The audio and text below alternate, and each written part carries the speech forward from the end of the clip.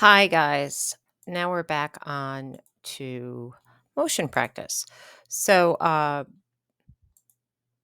for those of you guys who are also in my litigation practice course, we've talked about this a bit. But motions are when you're in a litigation and you're asking the court to do something for you. And at really any stage of litigation, once a lawsuit's filed, once the complaints filed, you might have something like a motion to dismiss or motion to strike. Um, if you find another count, you might file, or you think that there's something wrong, defective with your original complaint, you can file an amended complaint.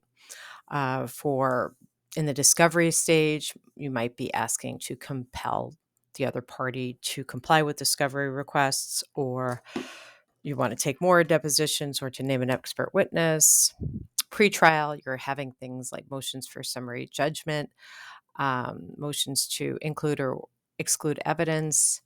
At trial, there's a lot of, oral motions or your motion to bar evidence, or this was just actually in the Trump trial after the Michael Cohen testimony, Trump's lawyers, the one in New York for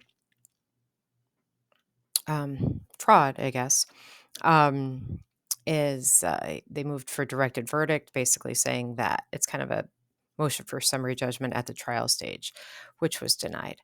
And then post judgment, you might ask for a motion for judgment notwithstanding the verdict. If you think that the jury no reasonable jury could have come up with that conclusion, which really is never granted. So, motion procedure, your motion is a request. It's to the court. So since it's to the court, it is always a persuasive document. You draft your motion. If there are any supporting documents, maybe an affidavit, uh, you compile those as exhibits. And then, you sign it, you file it with the court, and you serve the opposing party. Motions are usually, if they're contested, they is up for a court date, and then the judge gives the other party an opportunity to respond. Then the original party who has filed the motion files a reply. There may be oral argument. The judge may decide it on the briefs alone. They may make a decision when it is heard during oral argument, or may take it under advisement. And then the order is what happens, and that's the final ruling on the motion. Um, so, a lot of these in civil procedure, we're dealing with motions regarding sufficiency of the pleadings. So this is even for a memo. We want to make sure that we're doing this research to make sure that what our allegations in our complaint are going to be sufficient to withstand any motion to dismiss. So, is this really a legal basis upon which relief can be granted? Have they correctly stated it? Have they included all of the elements? Are we filing it in the right place, in the right venue? Do we have the proper parties? All that kinds of stuff. Now, where we're really looking for, kind of talked about these, when you're in civil, well, I'll get there in a second. Kind of, you're looking in the rules of civil procedure to see the types of motions that are proper there. In criminal cases, you have some different ones, like you're trying, and similar, but there's going to be a different set of rules called the rules of criminal procedure. So for legal research, you have to find the proper rule on which to bring the motion. If there's no rule, you really can't just like randomly bring a motion. There has to be a basis in a rule to bring a motion. And they give you procedural requirements. When do you have to file it? What the format is? Who has to be served? Are affidavits allowed? Are exhibits allowed? So that's where you look through the rules of procedure. So this is just a link um, to the Code of Civil Procedure in Illinois. You can also look that up on Westlaw. And looking up the rules on Westlaw, the advantage there is you have those annotations, those little case blurbs that give you some factual background and not just the text of it. Um, then you kind of want to look at,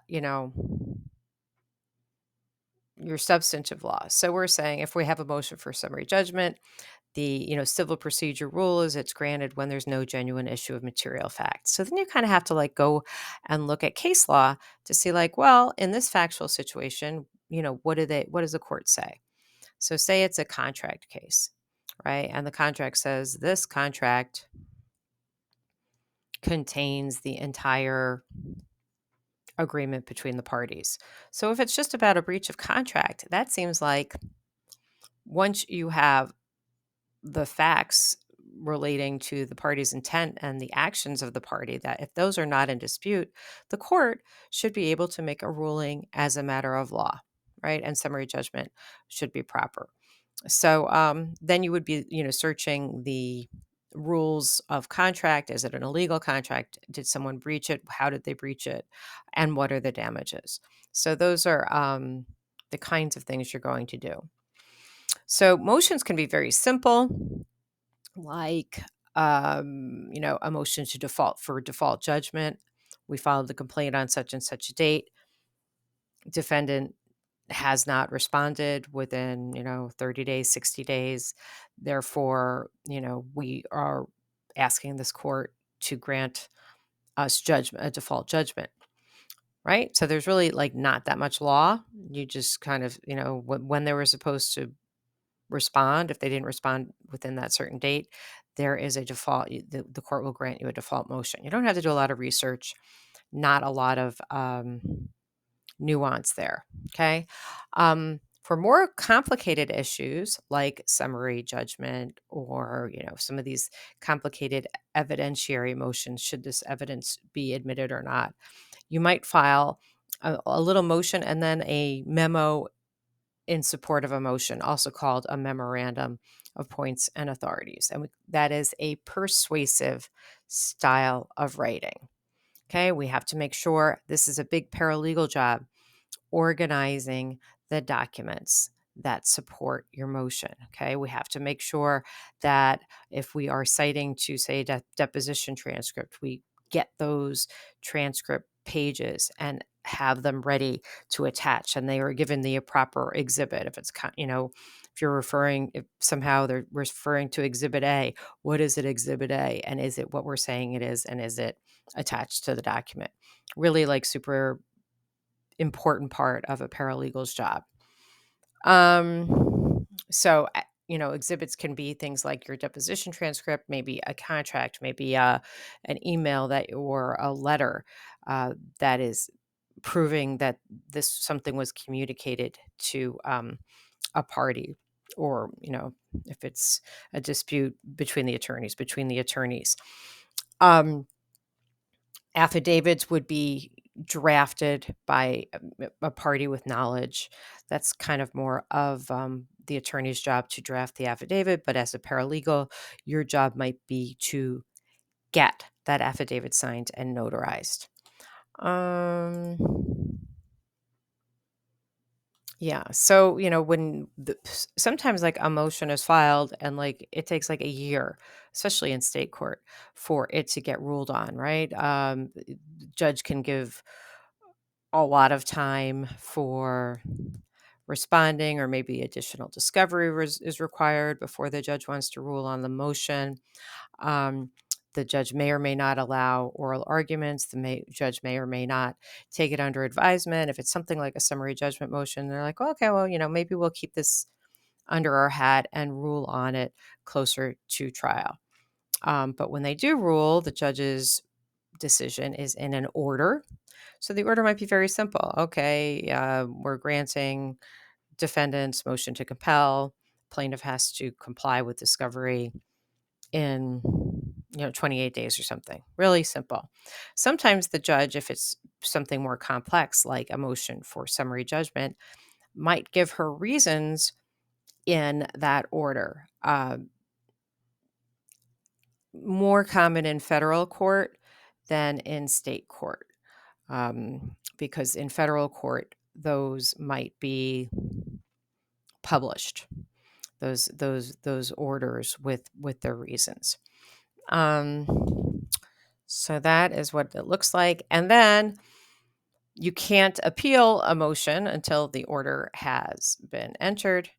But if there is an order entered, that is then appealable, a final order.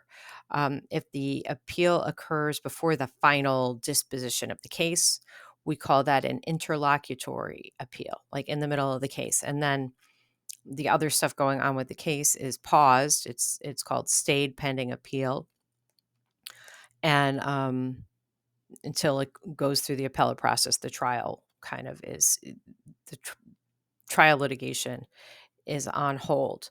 Um, Yeah, interlocutory, that might sound familiar because that we did that in that Peterson case, right? So that was important that the prosecution file that appeal because if they, lost the motion, went through with the trial and lost a trial because that evidence wasn't admitted, they would have no recourse because of double jeopardy. They couldn't bring another lawsuit against the defendant. So that is motion practice. So that might be something as a paralegal you would do a first draft, do the research behind it, and help the attorney out, and also compile the documents for that. Okay, so that's all I have on motion practice for now.